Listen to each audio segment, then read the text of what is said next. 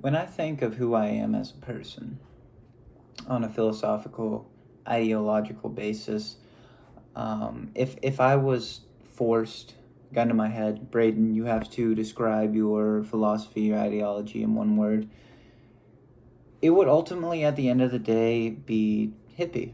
And that might surprise a couple people, especially who don't actually know me personally or have only seen my body of work on YouTube, that I would describe myself in that way, because a lot of my sentiments seem to be a bit anti-hippie. But again, I was relegated to one word. If I had two words, I would say, three words rather, I would say probably a postmodern hippie who's not unwithered by the times that he is in, that has been faced with the idealism of the time, loves it, thinks that it's super inspiring, but is not so naive to maybe believe in that version of events, the events of the 60s, the late 60s hippie movement, really the only hippie movement that's ever existed, not be so naive to fully adopt that idea. And when I say I feel myself to be like a postmodern hippie, I mean that I see the pursuit of peace as the highest pursuit. Morally, obviously, art is kind of my anchor in life, as I've discussed on the channel before, kind of what gets me out of bed in the morning. But as far as ideas, peace, the striving for peace is what my morality is grounded in. And also, to go with identifying as a hippie, is I'm not ashamed to exemplify my more distinct features, to be different, but to express my differences through creative expression. I think that's a big part of what made the hippie movement so successful. Is it wasn't just a political or a social movement, it was also an artistic movement. It was amalgamation, but all these different factors blended with each other and informed each other and created that very special culture that was the hippie movement of the late 60s, mid to late 60s rather. But I personally, I focus mostly, I love the art, I love the music of the era, the fashion, everything. I do love that, but what really speaks to me is the message, and that message is one of peace. It's, like I said, my kind of North Star, if you will, of a moral basis. It's what I try to strive for in every interaction, every meeting. Peace was so significant to me that it's actually the only, yeah, boom. It's the only tattoo that I've ever had inked upon my body, and probably not going to be the only tattoo. It's just the one that was, we were meant to get tattoos for my friend's birthday, and I was like, what will I never come to regret? And I said, well, things have probably gone pretty wrong in your life if you look at your peace sign and you're like, nah, this ain't it. I want this off my body. Like, how could you ever say that about peace? I feel like peace is just a fundamental aspiration. Like, why would you ever want anti-peace? Why would you want war? I don't know. I've never been able to wrap my head around that. I know there are people that do want war, obviously for political gain or monetary gain, what have you. But from an individual basis, how could you ever, like, denounce peace? It doesn't make sense to me. Thus, the peace tattoo, and also it's, like I said, a very significant symbol in my life for what it stands for. And the actual meaning of peace as a word, as a symbol, has kind of transformed since I originally stumbled upon the idea of, that late 60s movement where it was all peace and love, world peace. It was very idealistic, for sure. And it's partly the reason that I find it super aspirational. But for me, peace now, when I say I strive towards peace, it's not so much in the sense of everybody in the world gathering around a huge, massive bonfire, joining hands and singing Kumbaya, or something like that where everybody's loving each other, just massive orgies everywhere. I'm saying more peace in a sense that we don't all have to love each other. We don't love each other. That's not the end goal, that we all love each other. It's just that nobody hates each other, and human on human violence becomes a thing of the past, and war becomes a thing of the past. That's what I mean by peace, is that we are not actively engaging in events that are going to lead to either mutually assured destruction or individual destruction or any sort of violence from man. That's what peace is all about for me.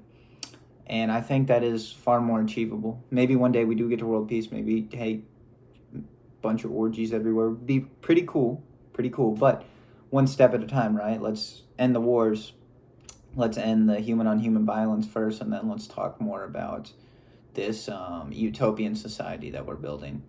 And I think a lot of my thoughts on how I've transfigured the symbol of peace kind of reflects what happened, why the hippie movement tapered off after a while, because so many hippies got disillusioned through world events, through specifically, it seems a lot of them cite the Kent State shooting is what a lot of former hippies or old souls of the bygone era cite as the moment they kind of shifted ideologies, where essentially in a peaceful protest, and there's much more to the story, and I always encourage you to get more context before forming your own opinions. This is just a brief summary of it. They were protesting the announcement that the United States was going to proceed into Cambodia, and they were just having a kind of sit-in on this campus. One thing led to another. The National Guard was called in. They threw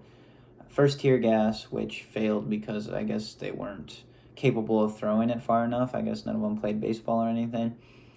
So they threw it. It didn't hit. So then they were like, okay, we're going to get the guns out, I guess, and intimidate them that way. And then there was a loud noise maybe, but all of a sudden one of the National Guard members opened fire, and then 4 students, protesters, peaceful protesters, were killed.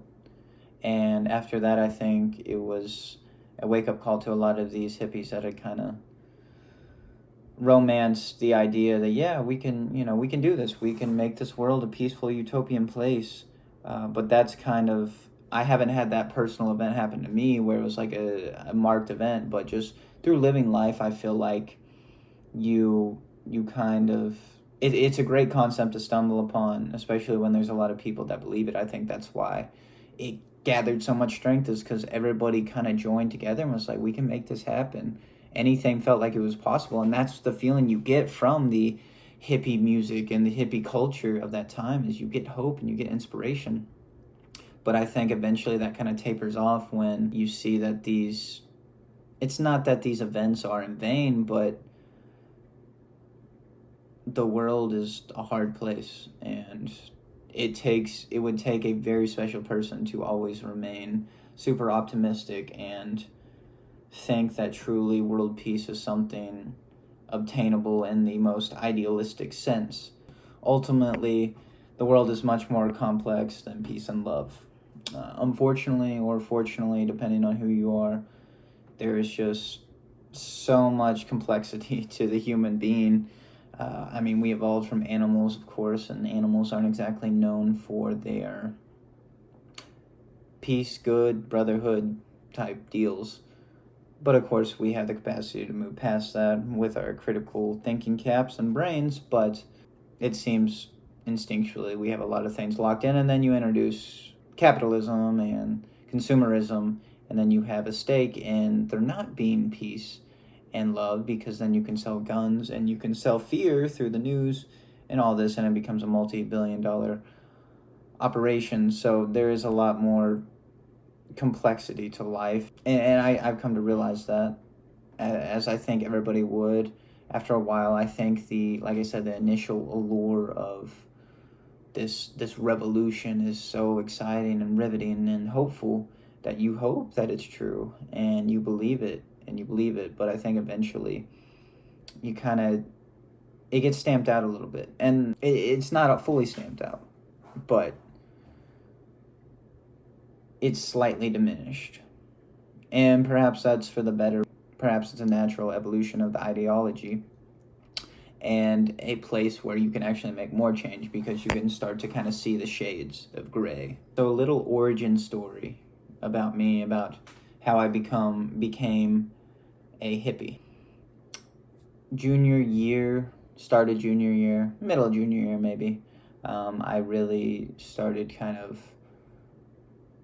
looking into that subculture and that time period. For whatever reason, I couldn't tell you what actually initially drew me to that, but I was vaguely familiar with hippies, but living in a conservative township, all I had really heard were the negative connotations with hippies. Oh, they're lazy and stinky and smoke weed and all that, which is maybe partly true, somewhat, but not. It's an overgeneralization, definitely a stereotypical statement. I don't think there's a lot of hippies that live around this area. I don't think a lot of people that went to San Francisco ended up settling in Indiana, though I think my neighbor is kind of a hippie, so that's cool. But I started kind of diving in and seeing, hey, what's this hippie thing all about? Because I had started experimenting with some different things. I'd maybe started listening to some music that one of my good friends, the almighty Hayden Gibson, Too much candy. Beatles, and I was a Beatle hater at first, and I will never be able to forgive myself for that, but I do want to put that on record, because I didn't have the context of it. I didn't really listen to the lyrics, and I was kind of an idiot, because now I think the Beatles are probably the most important band to ever play music. Objectively and subjectively, definitely top 5 artists of all time. Probably each and every one of them, maybe minus Ringo. I'm sorry, Ringo, I love you. But diving into that literature and that culture, I found something beautiful. I found something that reflected what I had felt in my heart for so long, I felt like, but I didn't have the outlet to express it. I didn't have any confidence that this could be lived out in the world, and that's just like this complete abandon of just trying to be a good person, trying to bring light into life and enjoy it for what it is. And that the movement, even though it was nestled in the past, in the sands of time, I felt I kind of belonged to an organization for once. I felt like growing up, I was always kind of not fitting in. You know, I mostly played sports most of my life, but I never really enjoyed them, and I never really had that jock mentality.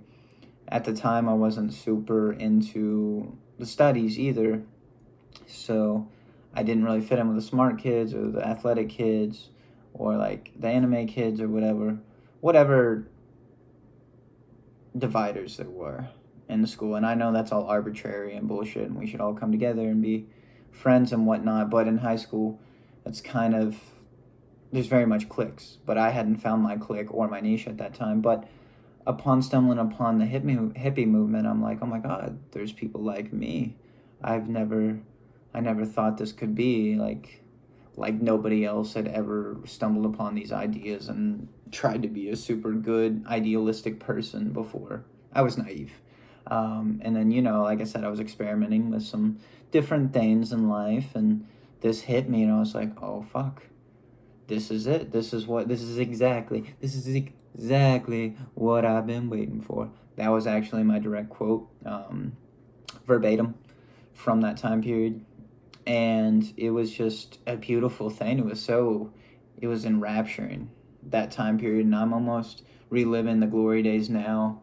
I'm romanticizing it maybe a bit, but it was just a time of discovery about myself, because this allowed me to have the confidence to express that kind of peace and love mentality that I had always kind of carried with me. I didn't have a name for it or as a catchy slogan like that, but I always felt it in me. I just didn't know how to express it in a world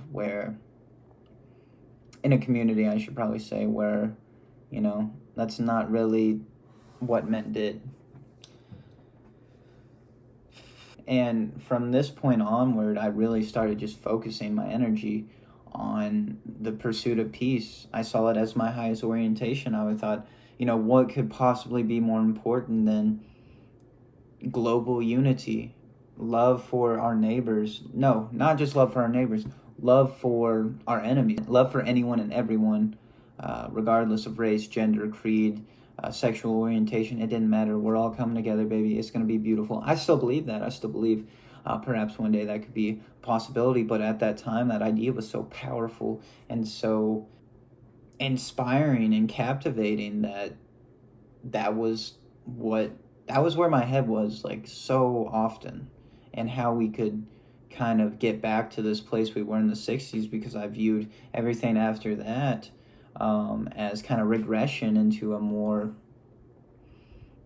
I don't want to say hateful society, but a society deprived of love and of an aspiration for a better humanity. Yeah, very quickly, my backpack was filled with books on the 1960s. My YouTube recommended was filled with kind of that culture and information about your Jimi Hendrix, about your Beatles, about everybody, about Cream, about the music, just the culture, the vibe, the events. I was enraptured, like I said before, with the 60s. And I really believe that it changed me on a fundamental level to find kind of these like-minded individuals, even though most of them were probably either dead or very old. Still, I felt like I belonged.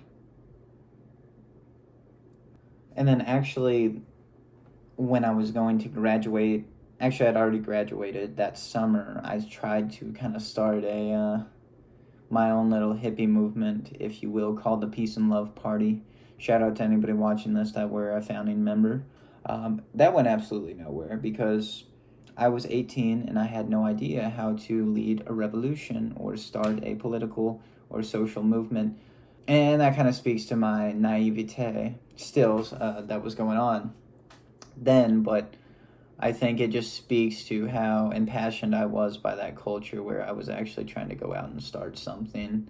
I think I made an Instagram account and posted like a mission statement, but other than that, it never went super far. And I think that a big failure of that would be me trying to push the old world on the new one. I was the only one in the group that had really thoroughly come to understand and be captivated by the 60s culture.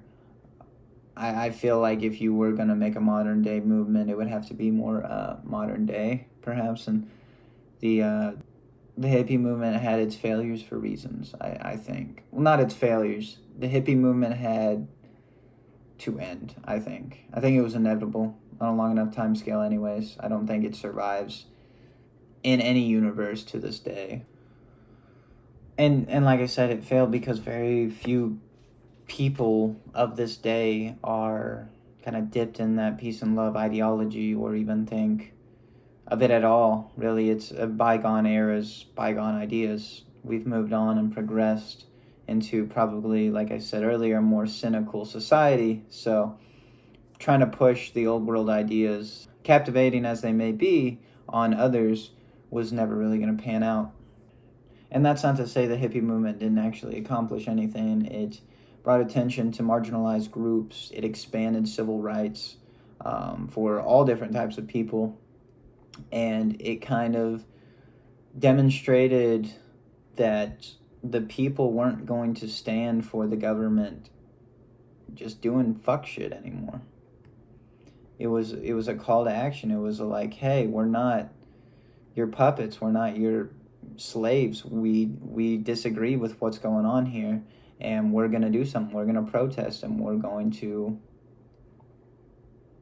make our voices heard. And that's inspiring, because I don't think that you have the civil rights movement, obviously, you have the women's suffrage movement, but other than those two, I think that the hippie movement's unmatched in what it got done. As far as being a social movement is concerned, it did so much, and it changed so much, and its ripples are still felt today through people like me, and perhaps like you, who is going to get hit by the ripple. I got hit by the ripple, and now I'm rippling, and now you're rippling, and then it's going to keep expanding even more. We got to keep that the spirit alive, because there was something so special and profound about that time and that group of individuals that came together.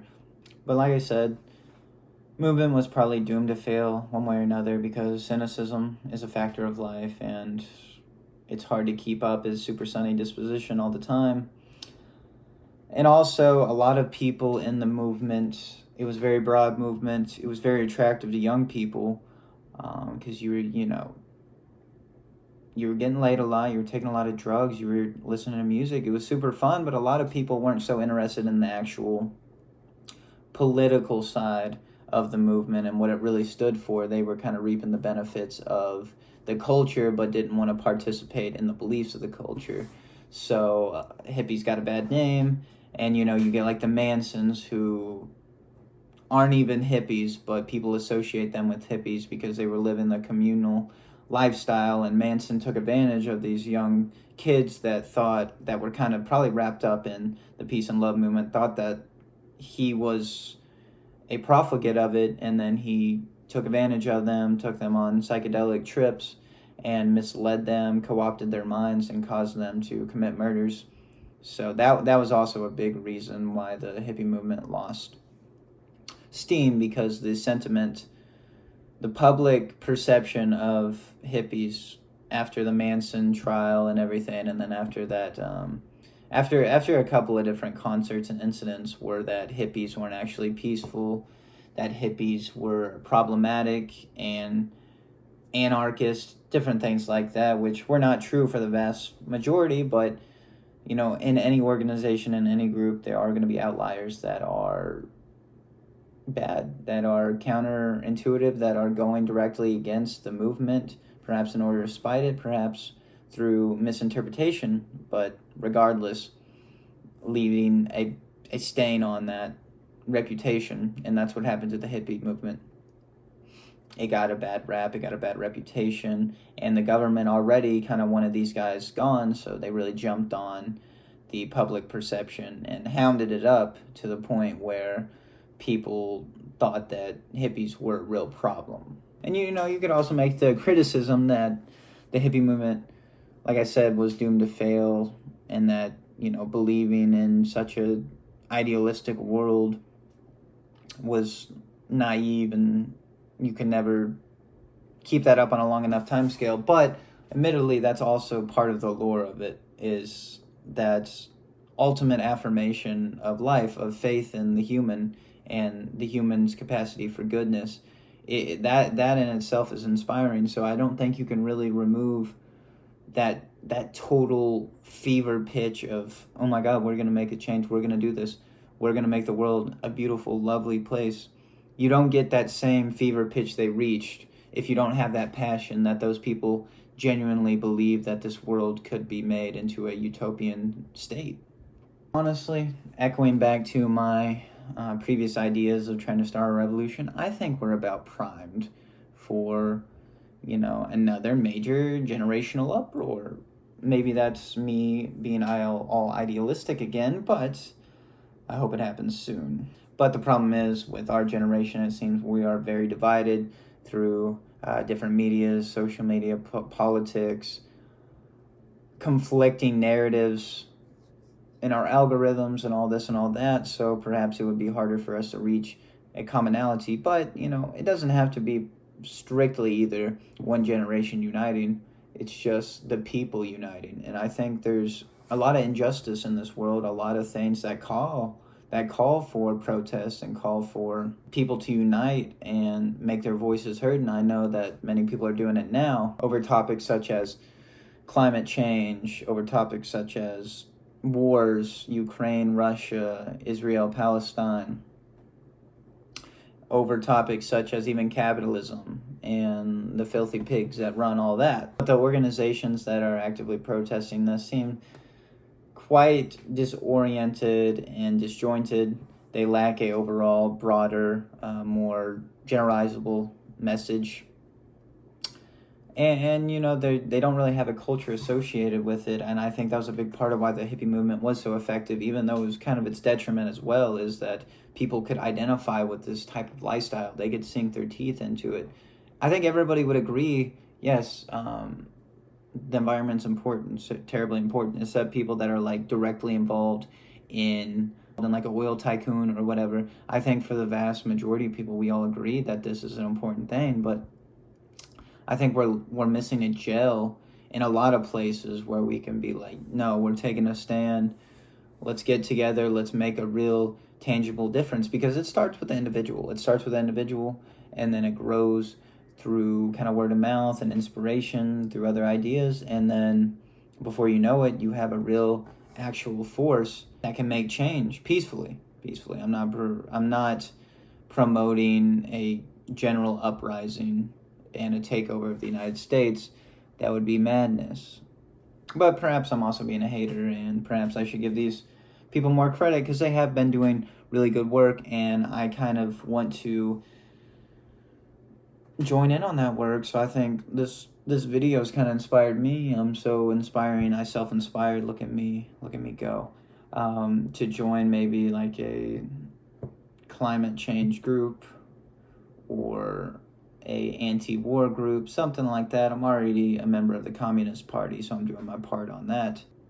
Back to the hippies movement. In spite of all of its shortcomings, ultimately, I try to carry the best of it, what it represents for me, forward in my heart, despite the fact that the ideology had died long ago. And I think somebody had either told me this or I'd read it in a book before, but I think this is a really beautiful idea that I'll share with you now, is that whenever an idea dies, a person dies, something dies that you hold sacred, it's kind of on you to carry forward the qualities of that individual, of that idea that you thought to be super venerable and super important. You carry on those values and ideas that that person embodied for you, and you go forward and try to exemplify those ideas and those qualities through your personal self, and through you, that individual, that idea lives on. And that's what I try to do with the hippie movement, which admittedly I could do a lot better job of leading with this whole peace and love mentality. I've let certain things in my life, existential crises and whatnot, really hinder that. And I've lost sight of that light in a lot of ways. But through the course of revisiting this super meaningful movement and topic and just broader idea as a whole, I have a renewed passion and wanting to build a better earth, a better world, get over myself as an individual and all my quandaries, and perhaps channel some of that energy that I'm spent rather selfishly on bettering the world on a broader scale. What the hippie movement represents to me, above all else now, is peace, is hope for peace, hope for a better tomorrow, a brighter day. But only we have the power to create that peace, to foster that hope, to hail in the sunrise in the morning. And as I mentioned before, it's not a peace in the sense of perfection. It's a peace in the sense of we treat each other like human beings. We don't kill each other. We don't commit crimes against each other. We don't look down upon each other because we're different. We exemplify our differences. We honor our differences. We come to appreciate our differences. We don't hate anybody, because you don't have to hate anybody. You should love a lot. It's a great feeling, but you don't have to hate.